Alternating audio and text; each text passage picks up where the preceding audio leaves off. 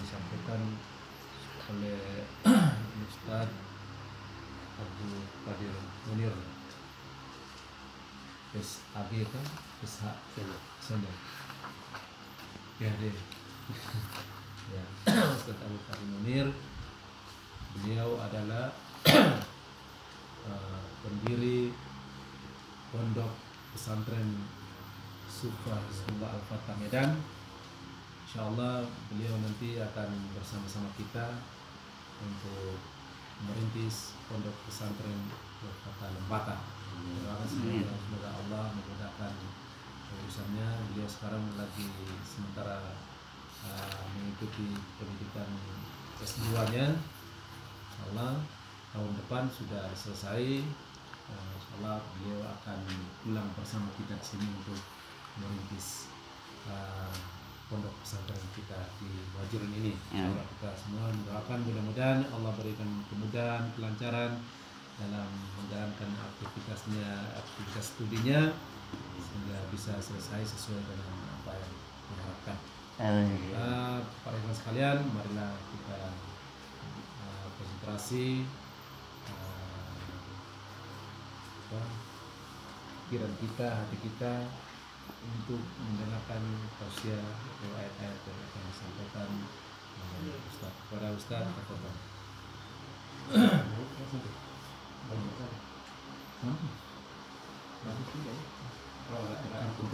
Jelas ya? Udah nggak usah, kalau jelas sudah nggak usah. Coba. Biar di luar ini dimulai sedang. Biar ini Ibu Fatima di sana dia dengar dengan Nenek Ero. Fitri juga. Pas. Bisa di sini? Bisa kok. Ya, di sini. Ada. Di situ bisa.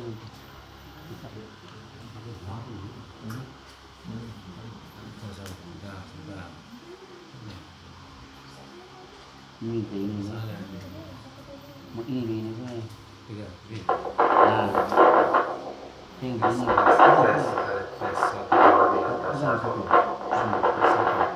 Tes.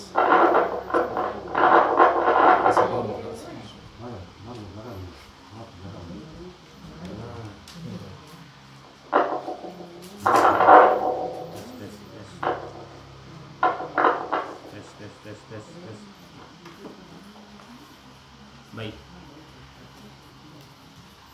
Assalamualaikum warahmatullahi wabarakatuh. Waalaikumsalam warahmatullahi wabarakatuh. Alhamdulillahilladzi li zulumil jama'ah wa nahana tafarruq. Asyhadu an la ilaha illallah wahdahu la syarika lah wa asyhadu anna Muhammadan abduhu wa rasuluhu alladzi la nabiyya ba'dah. Ma sya'allahu kan wa ma lam yasha' lam yakun, la haula wa la quwwata illa billahil aliyyil azim. Qala Allah ta'ala fil Qur'anil Karim, a'udzu billahi minasy syaithanir rajim. Bismillahirrahmanirrahim. Ya ayyuhalladzina amanu taqullaha haqqa tuqatih wa la tamutunna illa wa antum muslimun.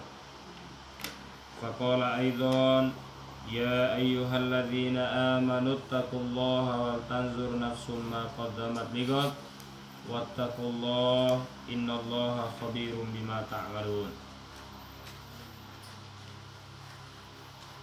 Ikhwan wal akhwat fillah, alhamdulillah, bersyukur kita kepada Allah Subhanahu wa taala karena di sore hari ini atas nikmat Allah Subhanahu wa taala, atas karunia dan kasih sayang Allah semata, sehingga kita dapat hadir di tempat ini, di Sufa ini, di markas ini dalam rangka melaksanakan ta'allum atau ta'lim.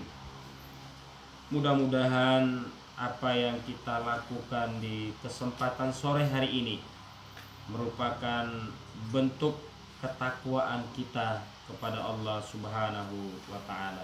Amin. Allahumma amin. Salam serta selawat senantiasa tercurah pada Nabi Muhammad sallallahu alaihi wasallam, pada keluarga besarnya, sahabat-sahabatnya, dan umatnya yang hidup di akhir zaman ini. Mudah-mudahan kita diberi keistiqomahan dalam menjalankan al-haq itu sendiri. Al-haq yaitu kebenaran. Tentu kebenaran yang kita inginkan, kebenaran yang kita terapkan dalam hidup dan kehidupan kita adalah kebenaran yang semata-mata datangnya dari Allah Subhanahu wa ta'ala. Al-haqqu mir rabbika fala takunanna minal mumtarin. Jadi benar-benar kebenaran yang memang datangnya, yang termaktub di dalam Al-Quran dan yang dicontohkan oleh Rasulullah Sallallahu Alaihi Wasallam. Ketika kebenaran bukan datangnya dari Al-Quran dan yang dicontohkan oleh Rasulullah Sallallahu Alaihi Wasallam, maka bagi orang yang beriman, sami'na wa asoin. Bagi kita, bagi ikhwan wal akhwat yang senantiasa beriman pada Allah Subhanahu wa taala, maka ketika kebenaran itu datangnya dari Al-Quran dan yang dicontohkan oleh Rasulullah Sallallahu Alaihi Wasallam, maka kebenaran itu bagi kita sami'na wa ata'na. Kita mendengar dan berusaha dengan semaksimal mungkin untuk bisa mentaati atau melaksanakan, menerapkan dalam hidup dan kehidupan kita semuanya. Syukur-syukur mampu kita terapkan dalam kehidupan kita dan bisa kita teruskan untuk generasi kita, untuk anak cucu kita, untuk generasi-generasi kita di saat atau di masa yang akan datang. Amin. Allahumma amin. Ikhwan wal akhwat semuanya yang semoga dirahmati oleh Allah Subhanahu wa taala, kesempatan di taklim yang singkat sore hari ini kami ingin mengangkat atau kami ingin membahas secara singkat tentang dua pokok atau dua poin pembahasan. Yang ini juga sudah pernah kami sampaikan di beberapa tempat selain sini yang hari ini akan sampaikan, dan kemarin beberapa sebulan lewat yang lalu di markas atau di Sufa Alaq juga pernah kami sampaikan, walaupun dua kata ini sering kita dengar, namun di antara kita minimal kalau sudah tahu atau sudah mengetahui alhamdulillah, kalau tidak minimal sebagai tawasau bil haq wa tawasau bis sabr. Saling nasihat menasihati, saling ingat mengingati agar kita senantiasa beriman kepada Allah, agar kita senantiasa taat dan patuh akan perintah Allah Subhanahu wa taala dengan kebenaran-kebenaran yang ada. Dua kata tersebut yaitu kata sufa dan kata hizbullah. Ikhwan wal akhwat semuanya, apa itu sufa? Nah, ini jadi PR bagi kita. Apa itu sufa? Loh, kita jangan sampai senantiasa kita sampaikan, senantiasa kita sebutkan sufa hizbullah atau jamaah muslimin hizbullah atau hizbullah au hizbullah. Nah, sementara kita tidak memahami minimal arti aslinya, minimal arti sederhana, arti bahasa secara bahasa. Apa itu sufa? Apa itu hizbullah? Dan ini kata as-sufa sudah sampai pada sebuah penulisan atau karya tulis ilmiah berbentuk tesis yang ditulis oleh Imamul Muslimin, dan itu dipertahankan kurang lebih sampai 4 tahun baru beliau dinyatakan lulus, bisa mempresentasikan dengan mendapatkan nilai atau predikat cum laude atau predikat terbaik. Mempertahankan tesis itu dengan judul As-Sufa adalah pusat pendidikan Islam, pusat pendidikan Rasulullah Sallallahu Alaihi Wasallam. Ternyata itu juga beliau mendapatkan banyak tantangan untuk mau itu dijadikan sebuah karya ilmiah. Karena karya ilmiah tidak cukup cuma hanya dengan lisan, tidak cukup cuma hanya dengan ada yang jelas ada sufa. Pada masa Rasulullah ada sufa, ada as-sufa, ada as-sufa. Penghuninya sekian, tapi perlu dibuktikan dengan data atau kajian pustaka, kajian yang bisa meyakinkan bahwa memang betul bahwa sistem as-sufa itu pernah terjadi dan pernah tercatat dalam sejarah sesuai dengan referensi atau sesuai dengan dalil-dalil yang ada. Dalil bisa saja dalil qat'i dari Al-Quran, dari nakli, dari pemikiran-pemikiran maupun tercatat dalam buku-buku sejarah. Sejarah telah menceritakan tentang as-sufa itu sendiri, namun banyak juga di antara kita belum tahu apa sih tentang as-sufa. Pada kesempatan sore hari ini saya ingin menyampaikan, tapi karakter saya melatih untuk senantiasa kita taklim tidak dengan jiping. Apa itu jiping? Apa itu jiping? Jiping dengan jitap. Jiping kuping apa? Nah, ngaji, datang, duduk, dia cuma hanya dengar dan pulang. Datang cuma hanya, kalau bahasa kerennya, cuma hanya datang menjadi komunikator. Kalau bahasa orang komunikasi, orang dakwah di komunikasi, datang cuma hanya sekadar sebagai pendengar. Ketika ustadznya ngomong, udah beliau aja ngomong satu arah, beliau sendiri ngomong mulai dari salam sampai salam, kita juga dengar aja tanpa ada respon apa-apa, tanpa ada feedback umpan balik, maka kita juga tidak banyak yang kita dapat. Di kesempatan sore hari ini saya ingin tahu, ibu-ibu dulu, apa itu sufa? Satu orang satu kata. Nah ini ngajinya beda nih.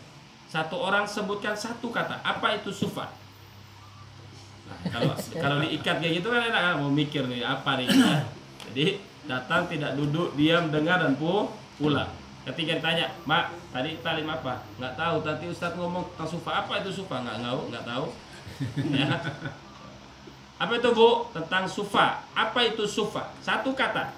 Nggak masalah. Salah, benar, salah bukan urusan kita. Yang jelas, ya sufa. Tempat orang berkumpul. Tempat orang berkumpul. Yang lain. Yang lain. Apa itu sufa? Wah ini nanti jadi PR nih, pulang cari buku imam, kalau belum ada beli dan baca tentang as-sufa itu sendiri. Loh, buku itu udah beredar seluruh dunia udah tahu tentang buku as-sufa tulisan Yaksallah Mansur tentang as-sufa. Ya Mansur, Pusat pendidikan Rasulullah. Pusat pendidikan Rasulullah, tempat berkumpulnya banyak orang, tempat berkumpul. Oke, ada yang lain?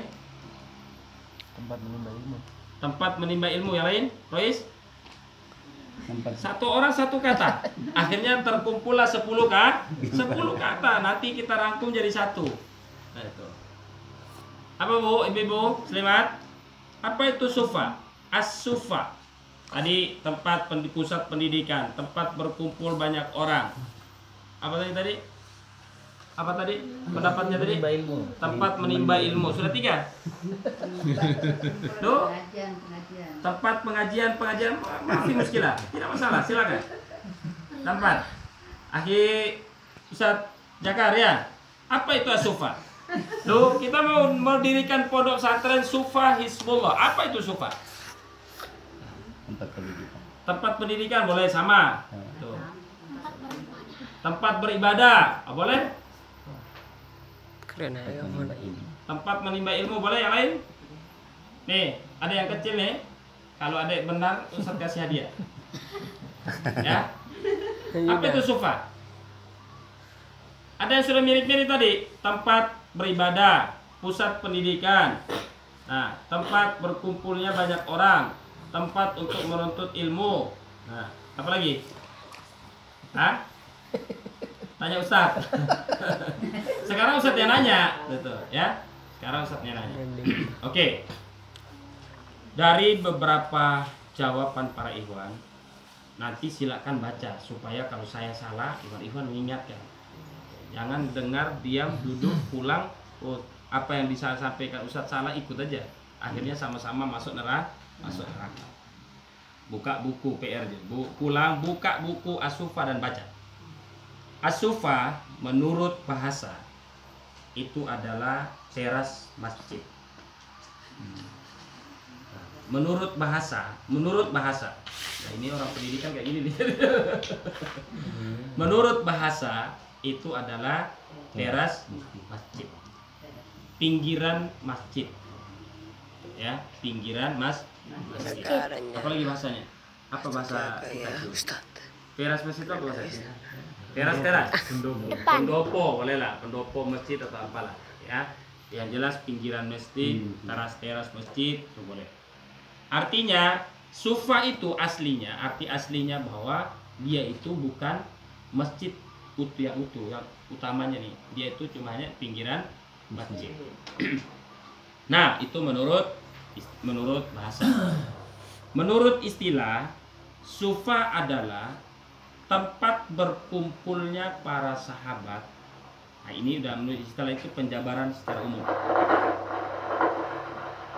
Tempat berkumpulnya para sahabat yang bertempat di teras-teras masjid, di emperan-emperan masjid untuk menimba ilmu, untuk menuntut ilmu. Nah, itu arti baru pengertiannya. Sudah bisa paham belum? Artinya dari pengertian saja tadi sudah bisa kita memahami. Oh, sufa ya. Sufa itu artinya berkumpulnya para sahabat, berkumpulnya ikhwan-ikhwan di sini, di markas ini dengan tujuan untuk menimba ilmu agar setelah kita menimba ilmu maka kita semakin dekat dengan Allah Subhanahu. Orang yang menimba ilmu, orang yang menuntut ilmu, tentu dia mengetahui tentang mana yang perintah yang hak, mana perintah yang batil, mana yang dibolehkan untuk makan halal, mana yang haram, mana yang wajib, mana yang sunnah. Oh, dengan menuntut ilmu tahu mana yang muhrim, mana yang bukan muhrim. Kalau tidak dengan menuntut ilmu maka nonsen, omong kosong kalau bisa memahami tentang sesuatu, tentang ibadah atau hal-hal yang lain, ya. Kalau bukan karena melalui jembatan menuntut ilmu maka sulit rasanya untuk bisa kita memahami sesuatu. Tidak akan mungkin kalau bukan melalui menuntut ilmu.